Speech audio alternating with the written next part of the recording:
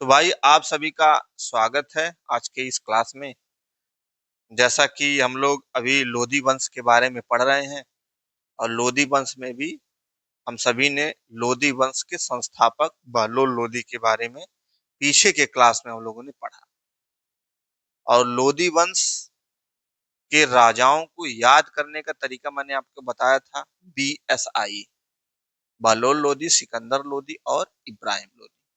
बहलोल लोधी हम लोग पढ़ चुके हैं, आज हम सिकंदर लोधी के बारे में पढ़ेंगे। तो आइए हम सिकंदर लोधी को थोड़ा समझते हैं क्या है वो। ठीक है।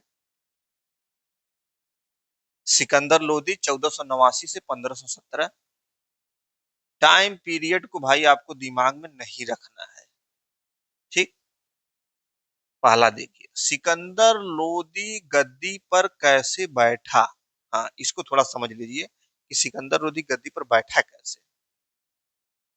तो जब बहलोल लोधी की मृत्यु हुई, तो बहलोल लोधी की मृत्यु के बाद उसका पुत्र निजाम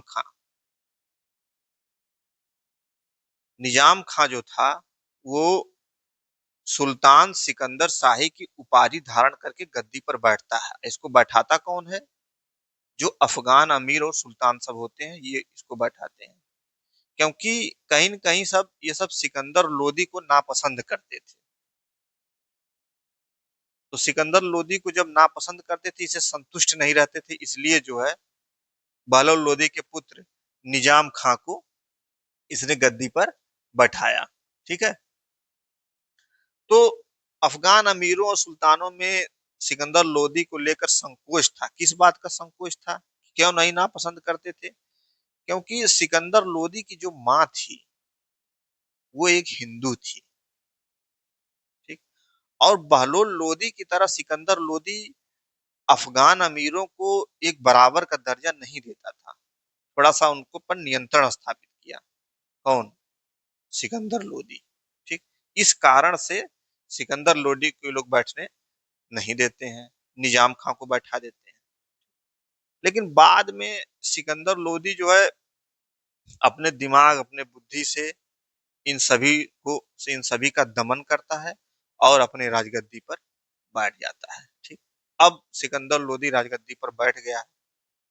तो जब सिकंदर लोदी राजगद्दी पर बैठता है, तो उस समय जौनपुर का प्रमुख था बहलोल लोदी का एक दूसरा पुत्र था, उसका नाम है बारबक शाह।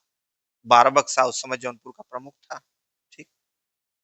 तो सिकंदर लोदी ने किया, उसका भाई लगेगा, तो सिकंदर लोदी ने कहा कि ठीक है, बारबक शाह को अभी जौनपुर का प्रमुख रहने दो, कोई दिक्कत नहीं। लेकिन बारबक शाह के विरुद्ध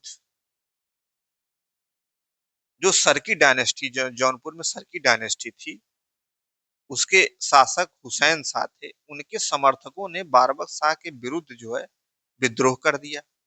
और बारबक शाह उस विद्रोह को संभाल नहीं पाए। जब संभाल नहीं पाए, तो सिकंदर लोदी ने क्या किया कि बारबक शाह को जौनपुर जौनपुर से अपदस्थ करते हुए इनको हटा दिया और जौनपुर को दिल्ली सल्तनत में मिला लिया। ठीक। तो इस तरह से ये सिकंदर लोदी की छोटी सी कहानी है। हालांकि पूरी कहानी पढ़ने की आपको कोई जरूरत नहीं है। अब मैं इसलिए थोड़ा सा बता दिया कि इससे कोई क्वेश्चन नहीं आएगा। जो मैं लिखा हूं बस उसी से क्वेश्चन आएगा। ये तो मैं आपकी तृप्ति के लिए कहानी में हमने बता दिया। ठीक। तो गद्दी पर कैसे बैठा ये आपको समझ में आ गया होगा। ठीक। अच्छा, इनका एक उपनाम था, गुलरुख। गुलरुख उपनाम से ये सिकंदर लोदी जाने जाते थे। गुलरुख इनका एक क्या उपनाम था? गुलरुख। कहीं कहीं गुलरुखी भी लिखा रहेगा। अच्छा, गुलरुख उपनाम क्यों था? क्योंकि यह गुलरुख उपनाम से कविताएं आदि लिखते थे। गुलरुख उपनाम से क्या कविताएं आदि लिखते थे। अच्छा, असल बात इनको ललित कलाओं में जो है, जैसे गायन करना, शहनाई बजाना, कविता लिखना, इन सब में बड़ा इनका इंटरेस्ट रहता, बड़ी रुचि रहती थी। ठीक। इसलिए जो है गुलरुख उपनाम से ये कविताएं लिखा करते थे। तो अगर क्वेश्चन आपसे पूछा जाए कि गुलरुख उपनाम से कौन सा राजा जाना जाता है, तो क्या आप बताएंगे? सिकंदर लोदी। ठीक है। अब आप देखिए यहाँ पे कि सिकंदर लोदी बड़ा कट्टर शासक है। तो हर व्यक्ति का, हर कड़े व्यक्ति का कोई न कोई एक सॉफ्ट पक्ष होता है। जैसे आप हिटलर के बारे में सुने होंगे, हिटलर भी बड़ा तानाशाह था, लेकिन उसका भी एक सॉफ्ट पक्ष था। सॉफ्ट पक्ष क्या था कि वो चित्रकारी बड़ा पसंद करता था, चित्रकारी करता था, जानवरों से बड़ा प्यार करता था, पशु पक्षियों से बड़ा प्यार करता था वो।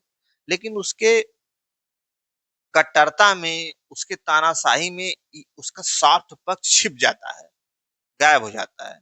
ठीक उसी प्रकार ये भी जो है, सिकंदर लोदी भी जो है कविताएं याद लिखता था, गुलरुख उपनाम से कविताएं लिखता था। ठीक है, अब आगे बढ़ते हैं। इसने आगरा शहर की स्थापना की।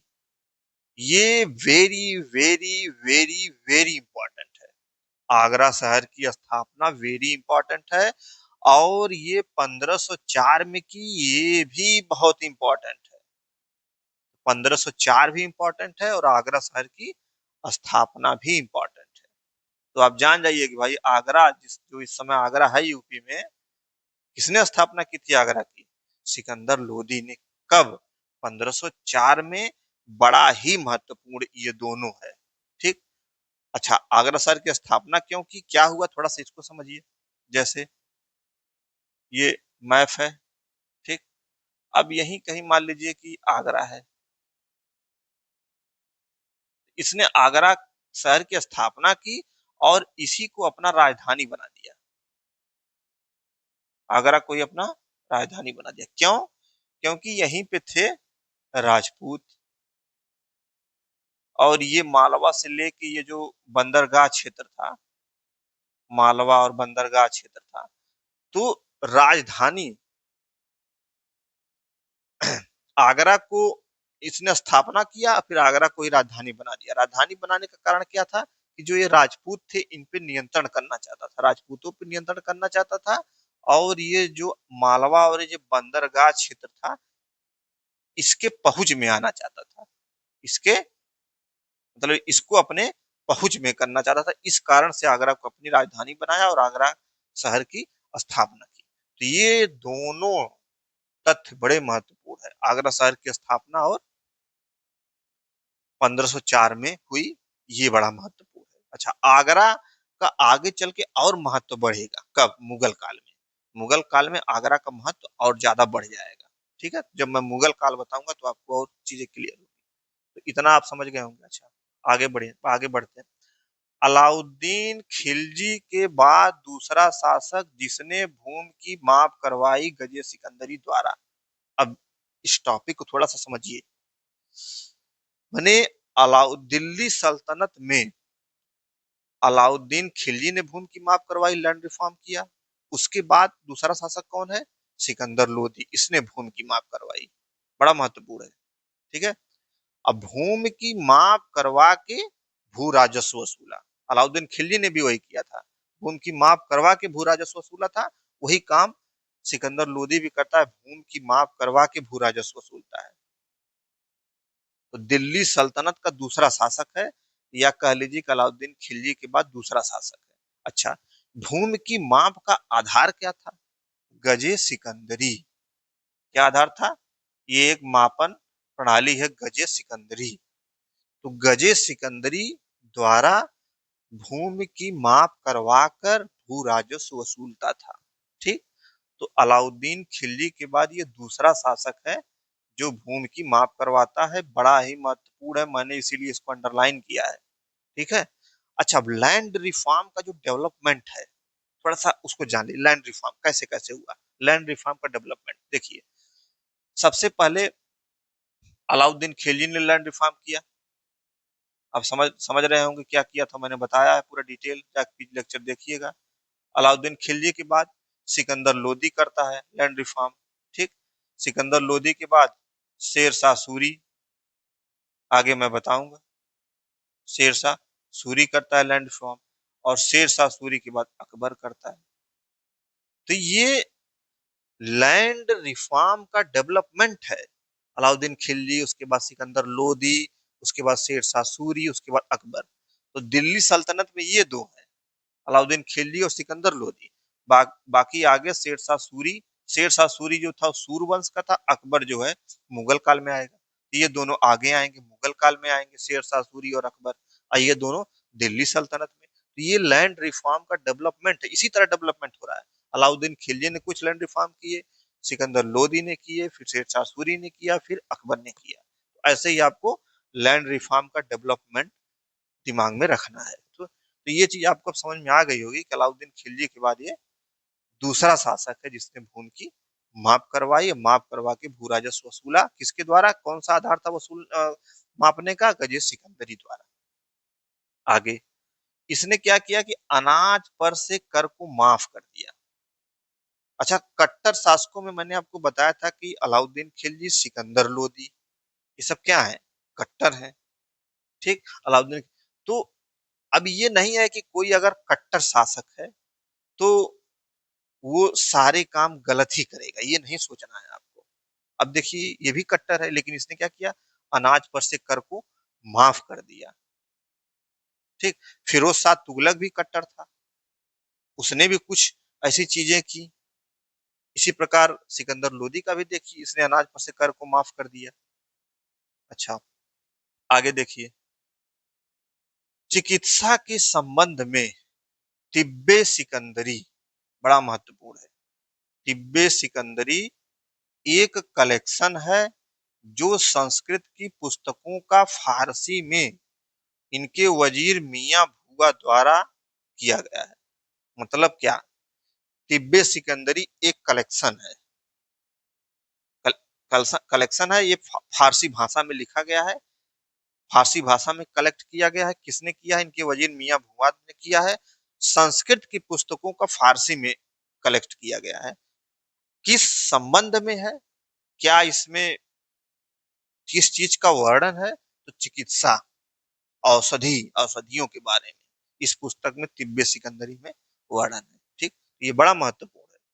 मियां भुआ द्वारा, वजीर इनके मियां भुआ थे, उनके द्वारा कलेक्शन किया गया है तिब्बे सिकंदरी का, जो कि फारसी भाषा में है। ठीक, अच्छा, इस फारसी भाषा में इस पुस्तक में सारी जो जो चीजें इन्होंने लिखा कहाँ से लाया, वो संस्कृत की जो पुस्तकें थी उससे कलेक्ट किया है। ठीक, तो ये चीज आपको दिमाग में रखना है। अच्छा, इनका राजत्व का सिद्धांत है शक्ति एवं संयम का सिद्धांत। राजत्व का सिद्धांत है शक्ति एवं संयम का। माने ये संयम भी करते थे अपने साम्राज्य में, और शक्ति भी लगाते थे, प्रशासनिक शक्ति, आर्थिक शक्ति, तमाम चीजें इन्होंने किया। ठीक, और इसके पहले मैंने आपको बहलोल लोदी, उसका मैंने क्या बताया था, उसका राजत्व का सिद्धांत याद करिए, भाईचारा और, तो ये इसको दिमाग में रखना है। ठीक, अच्छा, आगे देखिए, हुम्स। हुम्स के बारे में मैंने आपको चर्चा कई बार किया हूं। हुम्स, तो इसने क्या किया, सिकंदर लोदी ने खुम्स में एक भी पैसा नहीं लिया, पूरा खुम्स सेना को दे दिया। खुम्स मतलब समझ रहे हैं ना, मैं बताया हूं आपको। खुम्स, खुम्स मतलब सेना द्वारा लूटा हुआ माल। तो शरीयत में लिखा है कि जो सेना द्वारा लूटा हुआ माल रहेगा उसका 20% राजा रखेंगे और 80% जो है सेना को दे देंगे। ठीक, लेकिन अलाउद्दीन, अच्छा, खुम्स में तीन चीजें, आपको तीन राजाओं को ध्यान में रखना है। अलाउद्दीन खिलजी क्या करता है, शरीयत के विपरीत, शरीयत को उल्टा करता है। शरीयत में 20% लिखा है कि राजा रखेगा, लेकिन अलाउद्दीन खिलजी 80% खुम्स का माल रख लेता था, 20% सेना में देता था। ठीक, आगे सिकंदर लोदी जो 20% रखेगा, 80% दे देगा। सिकंदर लोदी नहीं, आगे फिरोज शाह तुगलक जो 20% रखेगा और 80% सेना को दे देगा। और आगे सिकंदर लोदी को आप देखेंगे, जिसने खुम्स का कुछ भी नहीं रखा, 100% सेना को दे दिया। ठीक, तो ये खुम्स से संबंधित तीन राजा हैं, इनको दिमाग में आपको रखना है। अच्छा, ये गड़े धन में भी अपना कोई हिस्सा नहीं लिए। ठीक, गड़े धन में। अब आगे देखिए, नागरकोट उड़ीसा मंदिर पर आक्रमण भी इन्होंने किया। मूर्तियों को तोड़कर कसाईयों को दे दिया। कसाईयों को क्यों दिया, क्योंकि कसाईयां उससे मांस तौलते थे, मांस तौलने के लिए इन्होंने मूर्तियों को तोड़कर कसाईयों को दे दिया। ठीक, तो ये भी छोटा सा है, आपको दिमाग में रखना है। अच्छा, इनके काल में संगीत का एक ग्रंथ की रचना हुई। संगीत के एक ग्रंथ की रचना हुई जिसका नाम है लज्जत ए सिकंदर शाही। चूंकि ये ललित कलाओं के बड़ा रुचि रखती थी, ललित कलाओं में, जैसे गायन में, कविता लिखने में, शहनाई बजाने में, तो इनकी बड़ा रुचि उसमें रहती थी। इस कारण से इन्हीं के समय इस ग्रंथ की रचना हुई, जो एक संगीत का ग्रंथ है जिसका नाम है लज्जत सिकंदर शाही। ठीक, ये भी आपको दिमाग में रखना है। अच्छा, इनका एक कथन है, सिकंदर लोदी का एक कथन है, यदि मैं अपने गुलाम को भी पालकी पर बैठा दूं तो मेरे एक आदेश पर ये सरदार उसे कंधों पर उठा लेंगे। अब ये आपको समझ में आया नहीं होगा इसका क्या मतलब है। इसका मतलब ये है कि सिकंदर लोदी का जो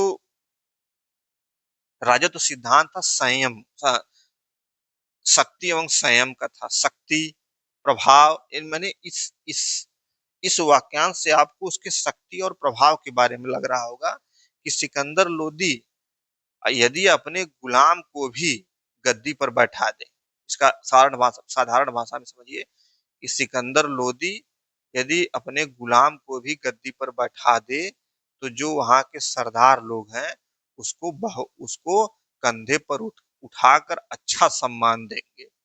माने उसकी बात को, सिकंदर लोदी की बात को काटेंगे नहीं, उसकी बात के इतना प्रभाव था सिकंदर लोदी का।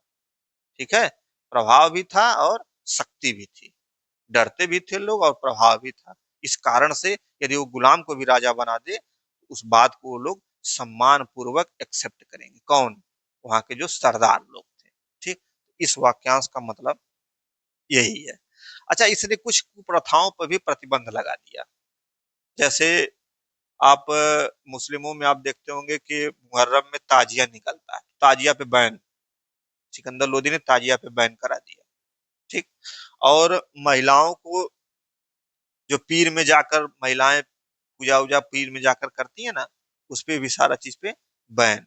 और हिंदू धर्म में जो जाके लोग यमुना में नहाते थे लोग, यमुना में हिंदू धर्म वालों को नहाने से मना किया और वहां पे जो जाल के बाल मुड़वाते थे, बाल मुड़वाने से भी सारे चीज पे प्रतिबंध इसने लगा दिया। ये सारी चीजें सिकंदर लोदी द्वारा किया जा रहा, क्योंकि ये धार्मिक रूप से कट्टर है। तो बस सिकंदर लोदी के बारे में यही इतना है, इससे ज्यादा आपको नहीं पढ़ना है सिकंदर लोदी के बारे में। ठीक, यही है सिकंदर लोदी। अब आप सिकंदर लोदी हुआ, चाहे अलाउद्दीन खिलजी हुआ, चाहे फिरोज शाह तुगलक हुआ, तीनों कट्टर शासक हैं। कट्टर रहेंगे तो कट्टर का मतलब यानी सारी चीजें गलत ही करेंगे। इसका भी देखिए, अनाज अनाज पे कर हटा दिया, बहुत चीजें ऐसा कर रहा है। ठीक है, तो ऐसा दिमाग में आपको नहीं रखना है। और जो कट्टर रहेगा उसका एक सॉफ्ट पक्ष भी रहता है, ये आपको दिमाग में रखने से मैंने आपको हिटलर का उदाहरण दिया। ठीक है, तो इसमें यही इतना सब है, बस इतना ही आप इसको नोट करेंगे, इसको दिमाग में रखेंगे, इससे बाहर एग्जाम में आने की कोई संभावना नहीं, इसी से आएगा एग्जाम में। ठीक है, तो इस लेक्चर को आप एक बार सुनिए, फिर इसको नोट करिए, चिंतन मनन कीजिए, इसके बाद क्वेश्चन आप सॉल्व करिएगा। ठीक, तो सिकंदर लोदी के बाद अब कौन सा शासक आएगा लोदी वंश में? एसबीआई की बीएसआई, बीएसआई। तो इसके बाद कौन आएगा? इब्राहिम लोदी, जो कि दिल्ली सल्तनत का अंतिम शासक भी है और लोदी वंश का भी अंतिम शासक है। ठीक, तो आगे के लेक्चर में हम इब्राहिम लोदी के बारे में पढ़ेंगे। ठीक है, तो मिलते हैं आपसे अगले लेक्चर में। Thank you.